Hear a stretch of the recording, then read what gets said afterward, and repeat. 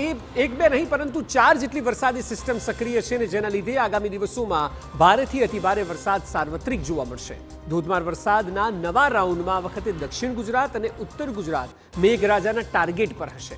હવામાન વિભાગે આ બંને ઝોન માટે રેડ એલર્ટ જાહેર કર્યું છે, ત્યારે એવું માનવામાં આવે છે કે આગામી કલાકોમાં અનેક જિલ્લાઓ જળબંબાકાર થવાના છે।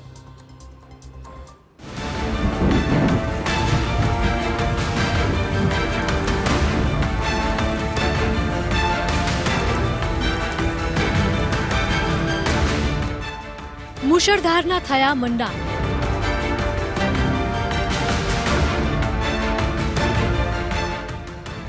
આગામી 7 દિવસ ગુજરાત સાવધાન।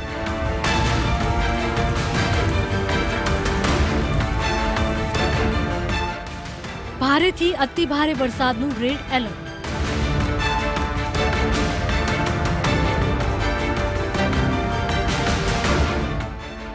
દક્ષિણ ગુજરાતમાં આવશે સૌથી ધોધમાર।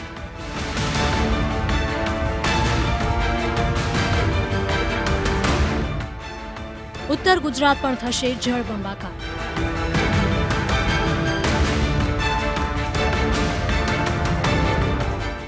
મધ્ય ગુજરાતમાં મુશળધારની આગાહી। ગુજરાતમાં ભારેથી અતિ ભારે વરસાદની શરૂઆત થવા જઈ રહી છે। હવામાન વિભાગની આગાહી છે કે આગામી 7 દિવસ સુધી ગુજરાતમાં ભારેથી અતિ ભારે વરસાદ ખાબકી શકે છે। તેમાં પણ આગામી 3 દિવસો ગુજરાત માટે ખૂબ જ ભારે રહેશે। 48 કલાક ગુજરાત માટે ખૂબ જ ભારે રહેશે। 29 જુલાઈ સુધી અનેક જિલ્લામાં ભારેથી અતિ ભારે વરસાદની આગાહી છે। ઉત્તર ગુજરાત અને મધ્ય ગુજરાત માટે હવામાન વિભાગે વરસાદનું રેડ એલર્ટ આપ્યું છે। દક્ષિણ ગુજરાતમાં પણ ભારેથી અતિ ભારે વરસાદ જોવા મળશે। જુલાઈના અંતિમ દિવસોમાં ગુજરાત પર મેઘરાજા આક્રમણ કરી રહ્યા હોય તેવું જોવા મળશે। नवसारी, वलसाड, दमन, दादरा नगर हवेली, छोटा उदयपुर, नर्मदा और तापी डिस्ट्रिक्ट शामिल है। और इसके अलावा जो गुजरात रीजन की डिस्ट्रिक्ट है वहाँ पे heavy to very heavy rainfall की वार्निंग है।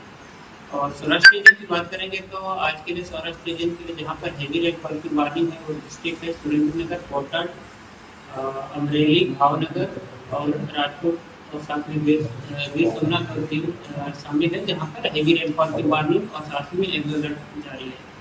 और डे 2 की बात करेंगे तो डे 2 के लिए भी एक्सट्रीमली हेवी रेनफॉल की वार्निंग गुजरात रीजन में है और साथ में रेड अलर्ट जारी है। और जो डिस्ट्रिक्ट है जहाँ पर एक्सट्रीमली हेवी रेनफॉल की वार्निंग है वो डिस्ट्रिक्ट है अरावली, महिसागर और साबरकांठा डिस्ट्रिक्ट है। और इसके अलावा जो गुजरात रीजन के डिस्ट्रिक्ट है वहाँ पे heavy to very heavy rainfall की वार्निंग है। और सौराष्ट्र रीजन के जो डिस्ट्रिक्ट है जहाँ पर हैवी रेनफॉल की वार्निंग है वो डिस्ट्रिक्ट है। આમ હવામાન વિભાગે ગુજરાતમાં મેઘતાંડવની આગાહી કરી છે। રાજ્યમાં આગામી દિવસોમાં ભારેથી અતિ ભારે વરસાદની સંભાવના છે, કારણ કે હાલ એક સાથે 4 વરસાદી સિસ્ટમ સક્રિય થઈ છે। હવામાન વિભાગે કહ્યું છે કે બંગાળની ખાડીમાં ફરી એક વરસાદી સિસ્ટમ સક્રિય થઈ છે, જેના કારણે રાજ્યમાં 31 જુલાઈ સુધી ધોધમાર વરસાદ વરસી શકે છે।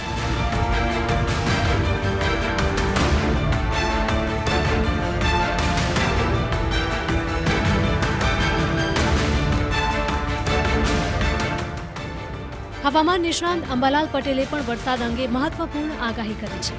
અંબાલાલ પટેલની આગાહી છે કે 27 અને 28 જુલાઈના રોજ રાજ્યના કેટલાક વિસ્તાર જળતરબોળ થશે।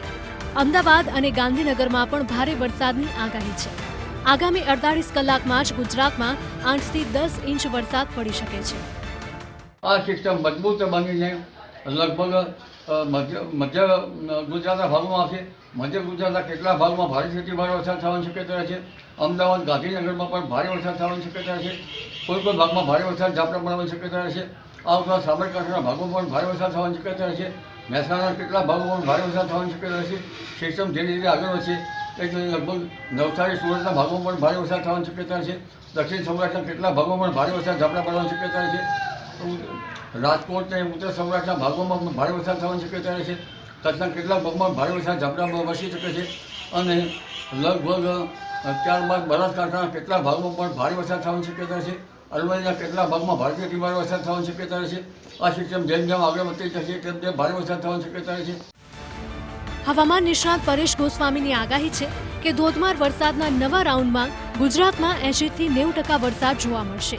અનેક સ્થળોએ 8 થી લઈને 12 ઇંચ સુધી પણ વરસાદ થઈ શકે છે। વરસાદની શરૂઆત થવા જઈ રહી છે.